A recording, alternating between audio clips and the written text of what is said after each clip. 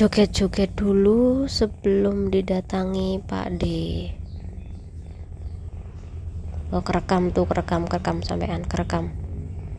Assalamualaikum warahmatullahi wabarakatuh. Selamat datang kembali di Haryana Official. Bapak semuanya, gimana kabarnya ini hari? Semoga sampean semuanya sehat selalu di perantauan. Amin. Semoga bapak semuanya terhindar dari marah bahaya. Semoga dipermudah segala urusan nih sampean gimana. Amin ya robbal alamin.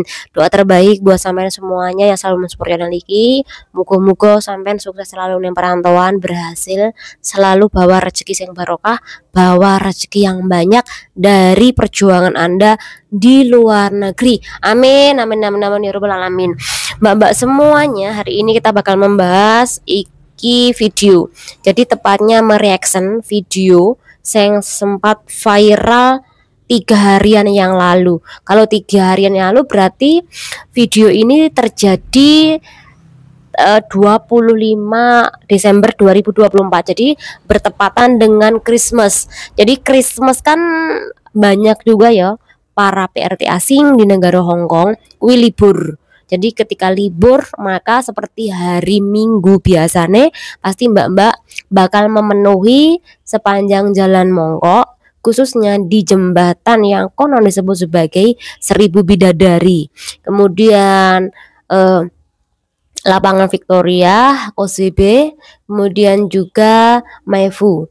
Nah, rata-rata paling banyak basis mbak-mbak Indo yang libur di daerah tersebut. Mungkin Taman Yulong juga banyak. Nah, seperti hari biasa nih, mbak-mbak kalau di jembatan Mongkok, kan aktivitasnya banyak ya, selain duduk-duduk makan. Kemudian nanti duduk-duduk beberapa jam, mbak-mbak pasti bakal jalan-jalan kembali. Intinya kalau lapar, capek, mbak-mbak ada yang duduk di jembatan. Dan biasanya di jembatan itu banyak sekali berseliweran petugas-petugas imigrasi maupun makanan dan lingkungan untuk membersihkan para PRT asing, khususnya Mbak Indo yang jualan secara ilegal. Wih, biasa nih. Tapi itu hari polisi mendatangi bukan mbak-mbak yang jualan, tapi mbak-mbak para PMI yang sedang melakukan joget-jogetan. Ya intinya joget-jogetan itu dipelopori mbak tukang jamu yang disebut sebagai Ira tukang jamu.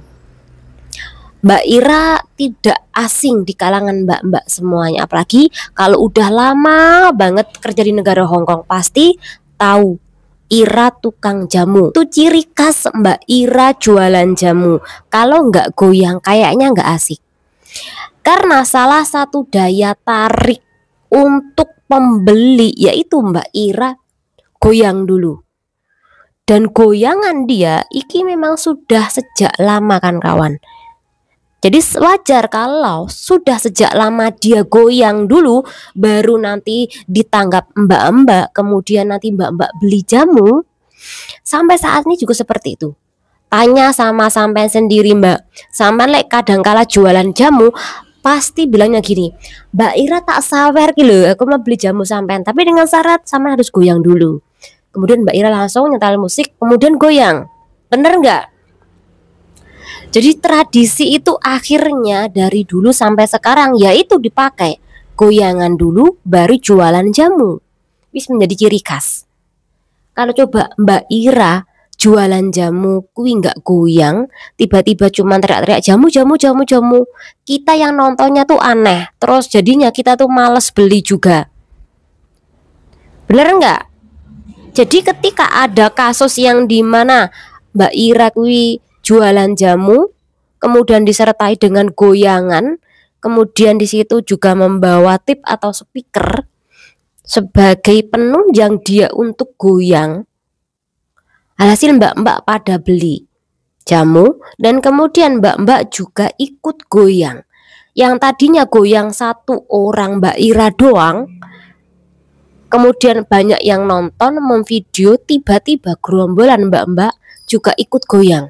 Alhasil tadinya cuma satu, nggak memenuhi jalan, akhirnya jadi tambahlah banyak. Akhirnya ketika terlalu banyak yang goyang, kemudian mungkin salah satu dari penonton atau mungkin orang lewat, orang lokal kuiki merasa terganggu dengan goyangan mbak-mbak semuanya, kemudian merasa terganggu dengan suara bising. Contoh nih video depan tadi, ketika mbak-mbak goyang, kemudian goyangnya di tengah jalan, alhasil orang lokal itu mau jalan aja terhalang oleh goyangan mbak-mbak. Itu belum orang-orang lokal yang mencibir kelakuan mbak-mbak yang goyangan di tengah jalan tadi. Jadi itu kenapa mandangnya tuh aneh, kok aneh sih. Jadi seperti itu mbak. Jadi karena mereka tidak menyukai seperti ini, mengganggu, bising, alhasil sampai yang dilaporkan polisi yang patroli di daerah Mongko. Alhasil polisi datanglah ke tempat kejadian, kemudian meminta identitas dari Mbak Ira tukang jamu tadi. Tapi ketika aku baca, konon katanya Mbak Ira itu mengeluarkan kertas putih. Jadi kalau kertas putih berarti paperan. Apakah Mbak Ira itu paperan? Tapi ketika Mbak Ira paperan, berarti selama ini dia kerja secara ilegal loh di negara Hong Kong. Seharusnya Mbak Ira sudah dideportasi. Kenapa? Sejak dulu Mbak Ira tidak pernah dideportasi dari negara Hong Kong. Apakah ketika Mbak Ira mendapatkan surat paperan, kemudian Mbak Ira ini bisa mengajukan untuk bekerja, menambah hasil kerja jualan jamu. Kemudian ketika dia mengajukan untuk jualan secara sah atau legal tadi, kemudian Mbak Ira ini pasti mempromosikan fungsi dari jualan jamu itu untuk apa? Kepada hakim atau petugas imigrasi. Sehingga petugas imigrasi iki membiarkan Mbak Ira paperan tinggal di negara Hong Kong karena dia mampu membayar bulding atau mampu membayar jualan jamu itu. Jadi semacam bisnis, mampu membayar bisnisnya dia. Alhasil dia diperbolehkan. Yang kedua, bisa jadi karena jualan jamu untuk mbak-mbak Indo yang kerjanya capek bisa minum jamu, mengurangi rasa penat Anda. Hasil itu juga menguntungkan majikan, juga menguntungkan bagi pemerintah Hong Kong sendiri. Apakah dalam konteksnya seperti itu ketika Mbak Ira ini dia paperan tapi diperbolehkan untuk jualan jamu? Karena dia jualan jamu tuh cukup lama Mbak, tapi tidak keciduk juga. Dia pernah keciduk tapi nggak sampai dibubarkan, nggak sampai dipulangkan Mbak. Apakah Mbak Ira nikah sama orang lokal? Aku pernah mendengar kalau Mbak Ira itu memiliki suami yang mana suaminya tuh di Indonesia. Bahkan suaminya juga pernah berkunjung dari Indo ke negara Hong Kong untuk mengunjungi anaknya kemarin yang baru lahir. Jadi karena suaminya sering berkunjung ke Hong Kong, terus kemudian kembali lagi ke Indo seperti itu. Itu yang saya dengar, tapi tidak tahu kalau kawan-kawan mengetahui yang lebih detail lagi. Sehingga kalau kawan-kawan mengetahui lebih detail lagi kan bisa menambah wawasan kawan-kawan yang lain juga. Posisinya Mbak Ira ki emangnya dia menjadi residen Hong Kong atau memang dia hanya paperan saja atau OS gak mungkin Mbak. Intinya kalau gak paperan ya dianya residen Hong Kong. Itu dua aja. Nah di dalam kasus ini menurut pandangan kawan-kawan, ketika ada Mbak Ira Juget kemudian diikuti oleh para PMI yang duduk-duduk situ, menurut pandangan kawan-kawan bagaimana? Aku penasaran karena setiap orang kui pasti nggak sama Mbak pikirane, pandangane. Jadi silakan komen apapun pandangan sampean, komen sampean. Ketika nggak sama dengan saya, nggak masalah. Intinya aku pengen tahu kawan-kawan mengenai kasus seperti ini bagaimana. Nah menurut pribadi aku sendiri, sebelum nanti kita membahas, mari kita membahas tentang undang-undang masalah bising di tempat umum.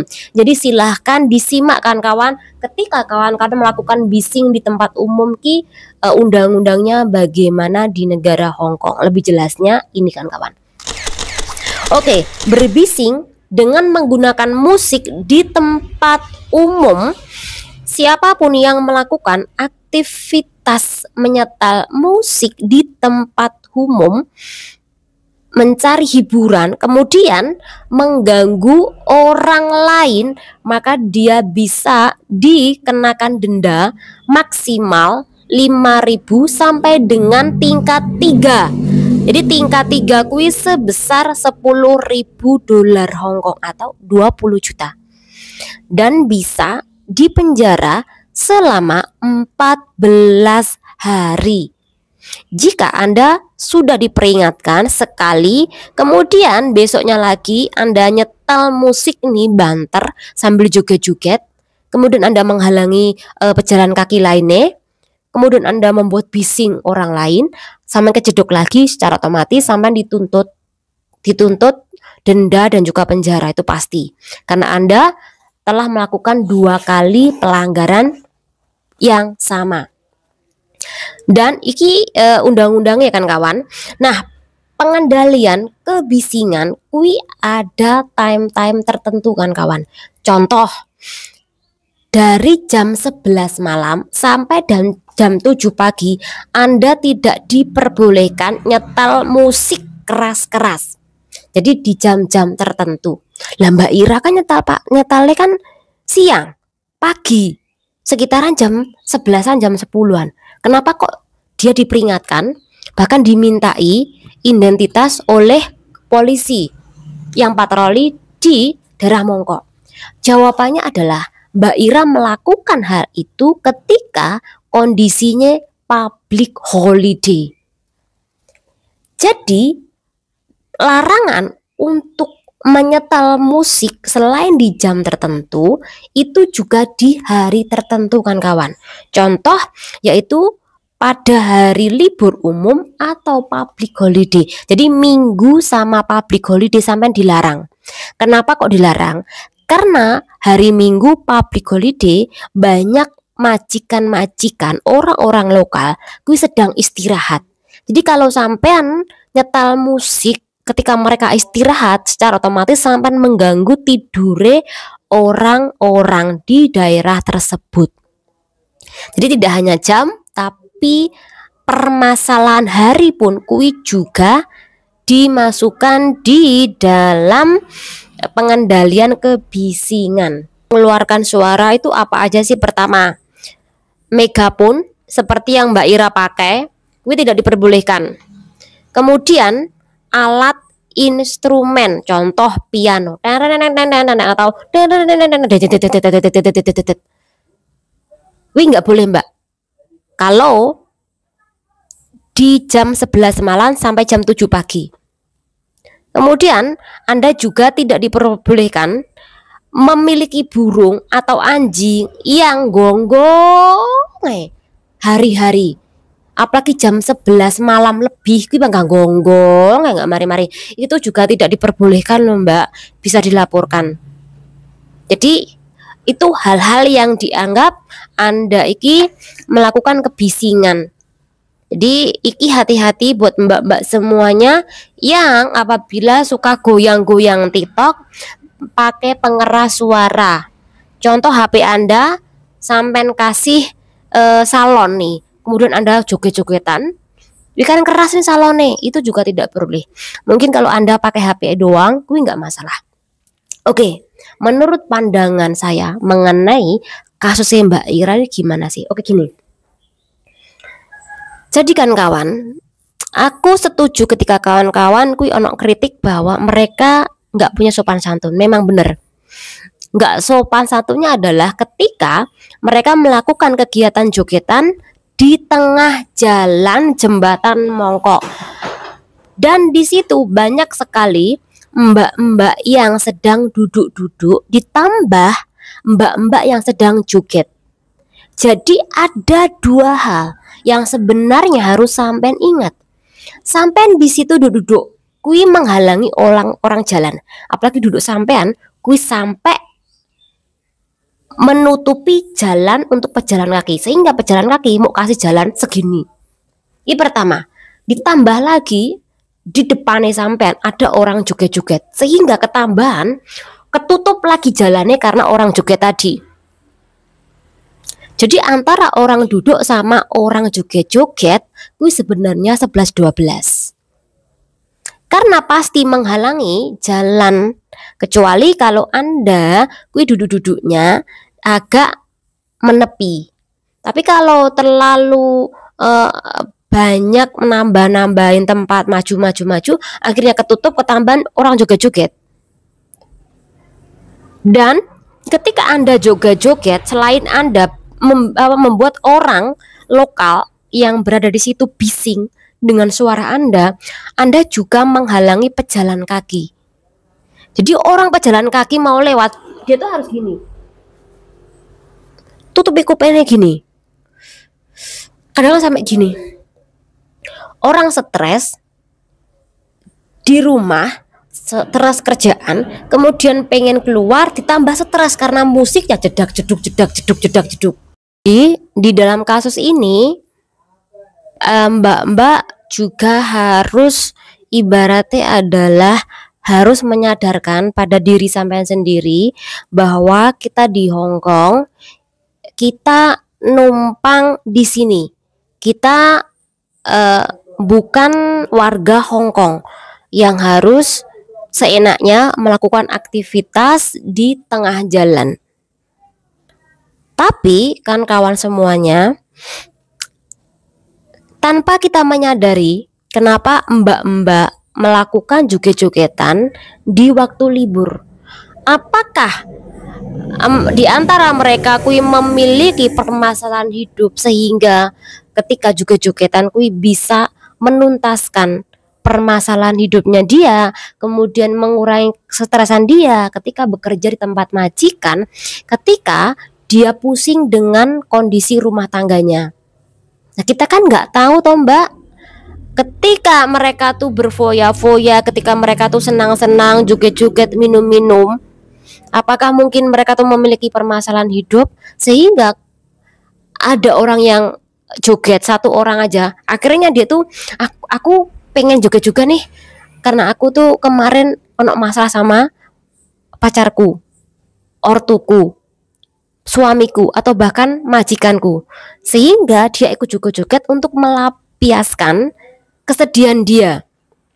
Itu ada juga, nggak dilarang sebenarnya ketika sampean berjoget-joget. Ketika mbak-mbak yang stres tadi pun mau menyewa karaoke, buat apa satu orang bawa temen karaokean? Kadangkala mereka tuh walaupun nyewa karaoke itu juga belum tentu bisa menghilangkan stres. Siapa tahu ketika mereka joget-joget di jembatan, tempat umum, kemudian di taman, stresnya mereka berkurang, mbak. Jadi di dalam kondisi ini aku sebenarnya tidak membenci ketika mbak-mbak melakukan joget-joget. Cuman saran aja, lebih berhati-hati. Tolong jogetnya kui jangan sampai di tengah jalan. Karena orang lokal kui juga butuh jalan. Aku tidak membenci mbak-mbak yang melakukan joget-joget, dan menurut aku silakan Anda bersenang-senang joget-joget, tapi harus tahu tempat. Karena di situ adalah pejalan untuk pejalan kaki, maka silakan cari yang agak menepi. Dan tolong untuk volumenya kui agak dikecilkan. Nggak apa-apa mbak, silakan joget-joget berapapun usia sampean juga tidak bermasalahkan. Karena apa? Wong stres ini tidak melihat usia. Sekarang stres itu tidak terjadi pada anak saja, tidak terjadi pada dewasa saja, tapi orang-orang tua, tante-tante, mbah-mbah, kui juga bisa stres. Jadi mungkin dengan joget-joget bisa mengurangi stres.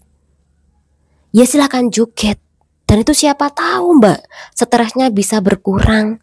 Jadi kita hargai mereka, tetapi tolong untuk mbak-mbak semuanya, ketika kawan-kawan menghargai sampean sing pengen ngilangi stres, sampean juga harus menghargai diri sampean sendiri dengan cara cari tempat yang lebih baik lagi. Jangan sampai menghalangi pejalan kaki maupun orang-orang yang duduk-duduk di situ. Silakan mbak, nggak apa-apa, bener. Channel iki ora apa ngelok nih sampean kok. Uang udah tua kok nggak punya malu. Tidak mbak, sampean mungkin stres, kerjaan banyak tempat majikan, kemudian pengen balik, tapi sampean nggak punya duit, kemudian sampean memiliki utang yang banyak, akhirnya stres. Daripada sampean nanti sampai ngakhiri diri sendiri, sampai nanti ibaratnya melakukan hal-hal yang di luar batas, yang mending joget-joget toh. Asal kui di dalam konteks yang masih sopan ya mbak. Semoga dengan ayat pembahasan iki bermanfaat buat mbak-mbak semuanya. Matur suwun, yang mana kawan-kawan semuanya lek komen ning gini channel iki komennya bagus-bagus, karena memang tujuannya channel ini membahas hanya untuk pelajaran, bukan untuk membuli yang salah. Kalau yang salah kita hanya bisa mengingatkan, aku pun cuman bisa mengingatkan, tapi untuk membuli enggak, kecuali kalau kasus sampean kui benar-benar membahayakan bagi orang lain. Semoga bermanfaat. Jangan diri. Wassalamualaikum warahmatullahi wabarakatuh.